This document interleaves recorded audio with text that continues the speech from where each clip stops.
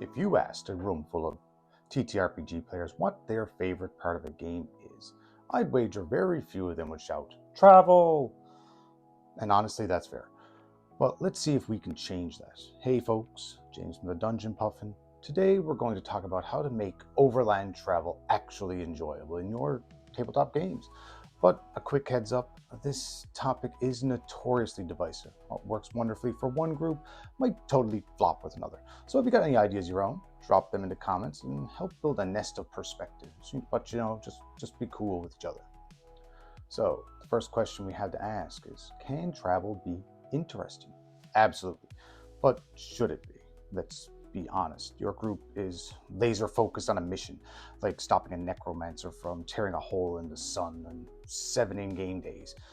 Then a scenic walkthrough through the wilds might feel like dead air. The players are on the clock. The stakes are sky high. No matter how immersive or creative your travel content is, if it delays your goal, it's going to feel like fluff.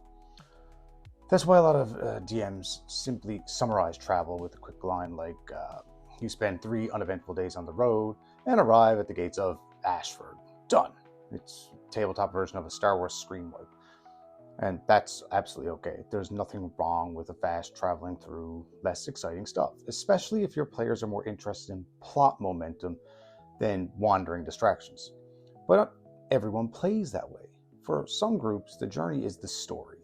So how do we breathe life into that dusty road and make travel something worth remembering?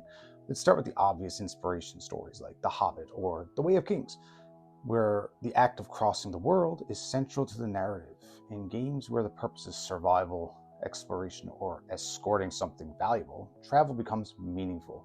But even then, it can still fall flat if handled poorly. The common pitfalls is the random encounter. Sure, they can spice up a trip, but if they're truly random, not just numbers on a table with no tie to the story or world, they will feel hollow. Your players might feel like they are wasting their time swatting at flies when they are on their way to the real adventure. Rolling for weather or surprise attacks every morning can grow tedious. So let's face it, if your party is fully rested, loaded with spell slots, and bursting with abilities, most ambushes are just speed bumps before another long rest. And non-combat moments, those can feel even more awkward. The group traveling minstrels blocks the road, a colorful windmill appears in the hills. Cool, your players say, do we care? Unless those moments are truly interesting or relevant, they can feel like toys placed in front of people who just want to get back into the board game. So what do we do instead? If your players love character-driven roleplay, use the road to spark emotional or revealing moments. Go digging into their backstories and see what you can throw in their path. Maybe one evening they come across a stone shrine half swallowed by ivy, bearing the forgotten symbol of a fallen kingdom. One of your players once served that kingdom as a knight. Do they kneel and pray, bitter over its fall, or do they spit at the stone, blaming it for everything they've lost?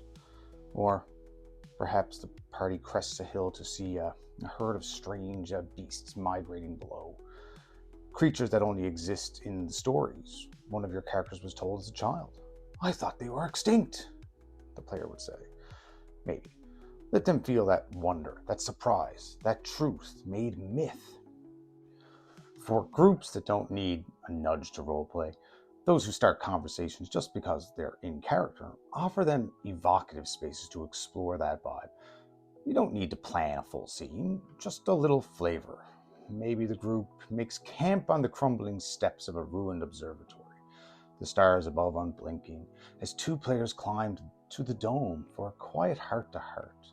Or they pass the night in a village where the buildings are painted in vibrant colors to ward off evil spirits, and a local child insists they take a charm for protection. Whether it's superstition or something real, that's for the players to decide. Now, for groups who prefer gameplay and discovery, here's the second approach, and it takes a little bit more prep. Rather than relying on randomness, build branching choices, offer crossroads, literal and figurative, and make each decision meaningful, not just left or right, but through the whispering canyons where sound travels strangely, or across the broken aqueduct, rumored to be haunted by something cold and hungry. Don't just ask the ranger to make a survival check. Instead, describe what they see and let them think. You follow the old cobblestone road until you see a strange contraption in the distance. Part wagon, part walking machine, toppled and broken. The trail splits here. The high path winds into snowy ridges. The low path disappears into golden wheat fields waving in the wind. Let them decide. Maybe they ignore the ruined vehicle. Maybe they investigate and find the wreckage of a courier carrying news of bandits ahead. That information could be vital or misleading. Later, in the wheat fields, they hear laughter. Too cheery, too inhuman shapes flit between the stalks. Do they call out, ready weapons, or hurry through, pretending they heard nothing?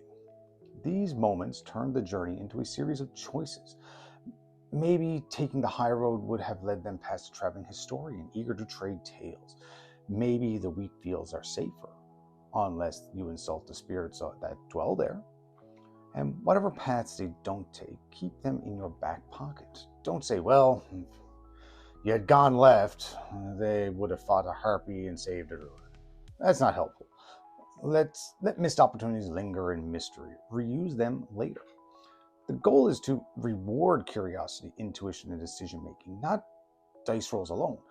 If the players learn something important from a past quest or earned a magical item, that can now help them cross a ravine to win over a strange hermit. That feels good.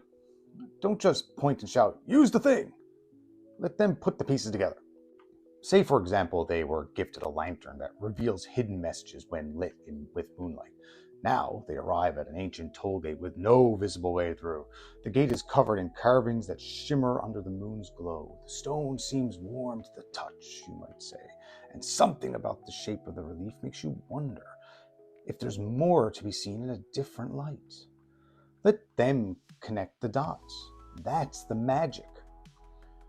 To summarize all of this, let your players make meaningful choices during travel. Branching paths, clues, and mysteries make the road engaging. Give your role players evocative scenes and space to dive into their characters. And if your group just wants to get to the dragon's lair already, that's fine too. Fast forward with a flourish.